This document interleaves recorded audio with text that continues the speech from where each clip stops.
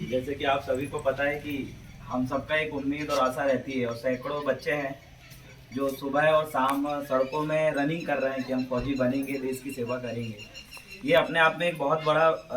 विषय भी है कि देश की सेवा करने का मौका हर किसी को आसानी से नहीं मिल पाता और जिनको मिला है और हमको खुशी मनाना चाहिए जिनको मिला है, क्योंकि उस अवसर के लिए लोग बाग दिन रात सपने देख रहे हैं, बच्चे लाखों रुपए खर्च कर रहे हैं और हम यही आशा उम्मीद करते हैं कि हमारे देश में जितने भी फौजी भाई हैं वो देश सेवा के साथ साथ जिस तरीके से परिवार सेवा, समाज सेवा और सभी सेवा करने में बिल्कुल सक्षम है। जैसे कि अभी सर ने बताया कि इतने साल फौजी में देने के पश्चात सामान्य जीवन जीने में कुछ सामान्य समस्याएं आती है और जहां तक कि हम देख रहे हैं कि जब भी कोई रिटायर होके आता है तो सामान्य जीवन जीते समय हमें भी उनका उतना सम्मान करना चाहिए। कई बार क्या होता है, रिटायर होने के पश्चात एक फौजी को वो सम्मान नहीं मिल पाता जो वाकई जिस सम्मान के वो हकदार होते हैं। तो ये हम सामान्य जो व्यक्ति हैं जो कोई बड़े सरकारी जॉब में नहीं है, गांव में रहते हैं, हम सब उनका सम्मान करें, चाहे बस हो चाहे ट्रेन हो। कहीं ना कहीं पुलिस प्रशासन के माध्यम से भी हम कई बार रोड में सड़कों में देखते हैं कि एक फौजी भाई का पुलिस प्रशासन भी सम्मान नहीं कर पाती। तो ऐसे समय में कहीं ना कहीं अवेयरनेस, जन जागरूकता बहुत बड़ी काम आएगी। और दूसरी चीज सबसे बड़ी यह है कि आज के समय में फौजी और सैनिक होना या एक बहुत बड़े इस फौज में रहना कितना कठिन विषय हो चुका है। कहीं पर भी अचानक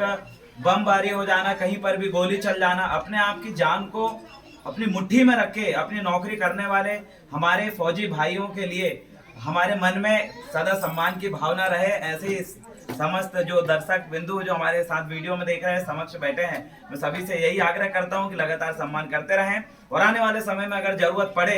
अगर देश में जैसे कि फॉरेन में, विदेश में हमने देखा कि जब हमला हुआ, विदेश में जब आक्रमण किया तो उस समय सबसे पहले कोई अगर खड़े हुए थे तो जो रिटायर फौजी थे उन्होंने अपनी जान लगा दिया था अपने देश को बचाने के लिए। तो हम उनका भी उस कृत्य को सम्मान करते हैं और लगातार हम ये भावना को अपने अंदर रखेंगे और हमेशा जितने भी फौजी भाई हमारे छिंदवाड़ा जिले के अंदर रिटायर होते हैं, हम कोशिश करते हैं सब जगह पहुंचे।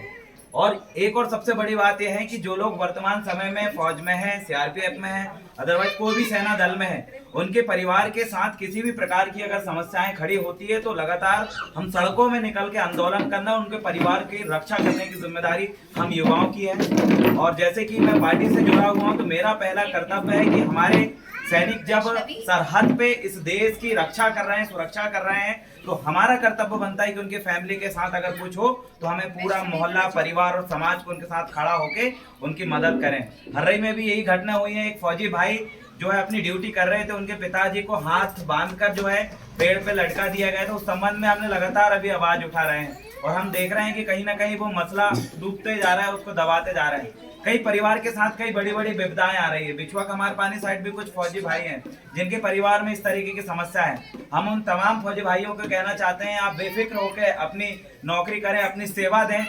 आपके परिवार की रक्षा की जिम्मेदारी हमारी है। आप सरहद में जब हमारे लिए जान दे सकते हैं तो हम आपके परिवार को बचाने के लिए हम अपनी भी जान कुर्बान कर सकते हैं।